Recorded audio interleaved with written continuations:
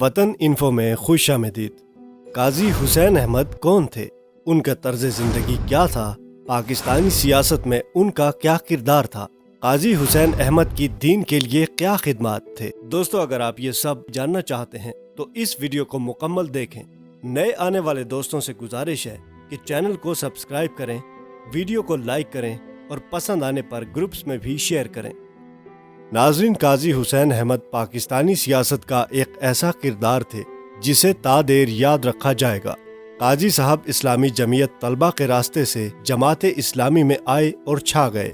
انہیں ملک گیر شہرت اس وقت ملی جب وہ امیر جماعت اسلامی صوبہ سرحد ہوتے ہوئے پشاور چیمبر آف کامرس کے نائب صدر منتخب ہوئے۔ وہ جغرافیہ میں MS کرنے کے بعد کچھ عرصہ لیکچرر رہے اور پھر اپنا کاروبار شروع کر دیا۔ وہ بے حد متحرک اور عوامی آدمی تھے۔ ملی یکجہتی کونسل کے ذریعے انہوں نے مختلف فرقوں کے درمیان نفرتوں کے خاتمے اور فرقہ وارانہ ہم آہنگی کے لیے کام کا آغاز کیا اور متحدہ مجلس عمل کے ذریعے دینی سیاسی جماعتوں کو اکٹھا کر کے ایک مؤثر قوت بنا دیا۔ امیر جماعت منتخب ہونے کے بعد انہوں نے منصورہ میں امیر جماعت کے لیے مخصوص رہائش گاہ میاں طفیل محمد ہی کے زیر استعمال رہنے دی اور خود 2 کمروں کے ایک فلیٹ میں منتقل ہو گئے۔ میاں طفیل کچھ عرصہ بعد اپنا گھر تعمیر کر کے اس میں منتقل ہو گئے۔ تب بھی قاضی حسین احمد اسی فلیٹ میں قیام پذیر رہے اور امیر جماعت کی رہائش گاہ کو دارالضیافہ میں تبدیل کر دیا۔ مولانا مودودی کے اس تصور جہاد کے برعکس کہ جہاں جہاد کا اعلان صرف ریاست کر سکتی ہے، انہوں نے افغانستان اور کشمیر میں جہاد کو منظم کیا اور دنیا بھر میں جہادی تحریکوں کے پشتیبان بنے۔ جماعت اسلامی میں رکنیت کی شرائط کو کافی نرم کر دیا، نوجوانوں کو بڑی تعداد میں رکن بنایا اور جماعت میں جہاں کہیں نامزدگی ہو سکتی تھی وہاں اسلامی جمعیت طلبہ سے فارغ یا نوجوان افراد کو لگایا۔ ان کے دور عمارت میں جماعت کے بعض بزرگوں کو شکایت تھی کہ قاضی صاحب نے دین پر سیاست کو حاوی کر دیا ہے۔ ان کی زیادہ توجہ سیاست پر ہے، لیکن اختلاف کرنے والے چودھری غلام جیلانی، نعیم صدیقی اور میاں طفیل محمد کے جنازے خود قاضی صاحب نے پڑھائے۔ جماعت اسلامی کے دیرینہ کارکنوں کو شکایت تھی کہ جہاد افغانستان اور جہاد کشمیر کے دوران قاضی صاحب ملک کی خفیہ ایجنسیوں کے ساتھ رابطے میں تھے، جو بعد میں تنظیمی اور سیاسی معاملات پر بھی اثر انداز ہوئے۔ معترضین پاسبان اور پاکستان اسلامک فرنٹ کو انہی رابطوں کا شاخسانہ قرار دیتے تھے۔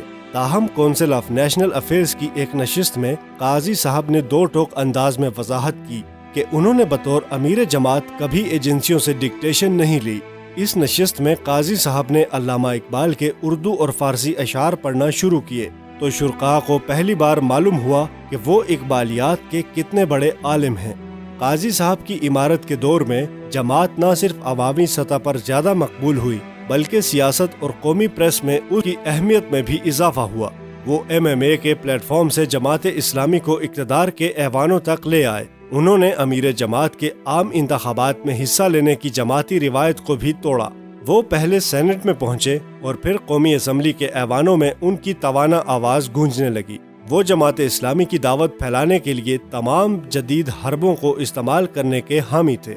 پاسبان اور پاکستان اسلامک فرنٹ کے دور میں انہوں نے جدید ترین آڈیو ویڈیو مشینری، بلند آہنگ ترانوں اور مہنگی اشتہاری مہم تک سب کچھ آزمایا۔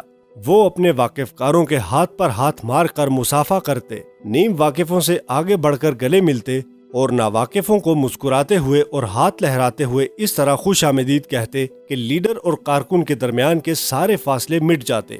وہ ہر دم کارکنوں کے درمیان رہتے اور لوگوں کی خوشی غمی میں آگے بڑھ کر خود شریک ہوتے۔ 1993 میں قاضی حسین احمد نے بعض جماعتوں اور شخصیات کے ساتھ مل کر پاکستان اسلامک فرنٹ بنایا اور وہ نعرہ دیا جسے آج عمران خان لیے پھر رہے ہیں کہ پیپلز پارٹی اور مسلم لیگ نون دونوں عوام کے مسائل حل کرنے میں مخلص نہیں، انہوں نے اقتدار کی باریاں لگا رکھی ہیں۔ ان دنوں ظالموں قاضی آ رہا ہے کا نعرہ بہت مقبول ہوا۔ قاضی صاحب مختلف علاقوں میں ہونے والے مظالم کے خلاف خود میدان میں اترے۔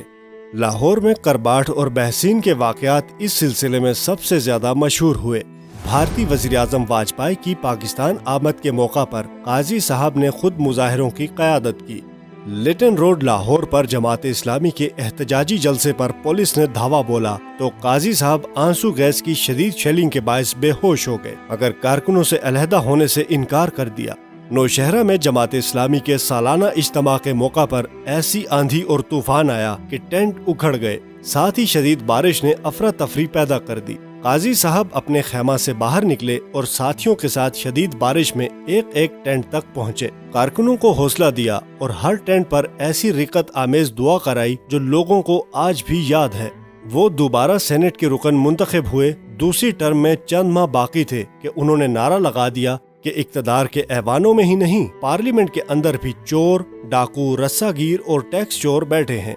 उनसे अवाम के लिए किसी बेहतरी की उम्मीद नहीं की जा सकती, इसलिए वो इस ऐवान का हिस्सा नहीं रहना चाहते। 2002 में वो कौमी असम्बली के 2 हलकों से कामयाब हुए।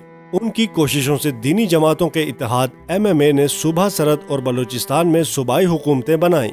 मरकज में जानदार ओपोजिशन का किरदार अदा किया और मौलाना Fazlur Rahman leader of the opposition बने और उनके दबाव ही की वजह से जनरल परवेज मुशर्रफ वर्दी उतारने का मुआहदा करने पर मजबूर हुए। वुगला तहरीक में वो सरगर्म रहे और लाल मस्जिद ऑपरेशन और जामा हिफ्सा की सैकड़ों मासूम तालिबात की हलाकत के बाद उन्होंने एहतजाजन कौमी असम्बली से इस्तीफा दे दिया।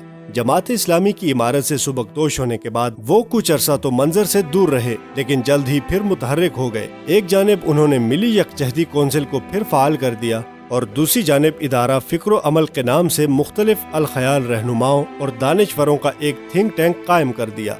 वो इस प्लेटफॉर्म से बहुत फिक्र अंगेज नशिस्तों का एहतमाम करते। उन तकरीबात में वो छड़ी के सहारे चल कर आते, लेकिन तमाम जिंदगी अल्लाह के सहारे पर चलने वाले इस मर्द दरवेश को छड़ी का सहारा पसंद नहीं था। चुनांचे 6 जनवरी 2013 की रात उन्होंने इस आर्जी सहारे को भी छोड़ दिया और उस खाले की हकीकी की जानिब रवाना हो गए जिसकी किबरियाई का झंडा बुलंद करने के लिए वो जिंदगी भर जिद्दोजहद करते रहे थे। काजी साहब जमात इस्लामी ही नहीं, मुल्क के सियासी हलकों में भी हमेशा जिंदा रहेंगे। नाज़रीन, आप काजी हुसैन अहमद की खिदमात से मुतल्लिक क्या कहते हैं? कमेंट बॉक्स में जरूर बताइएगा।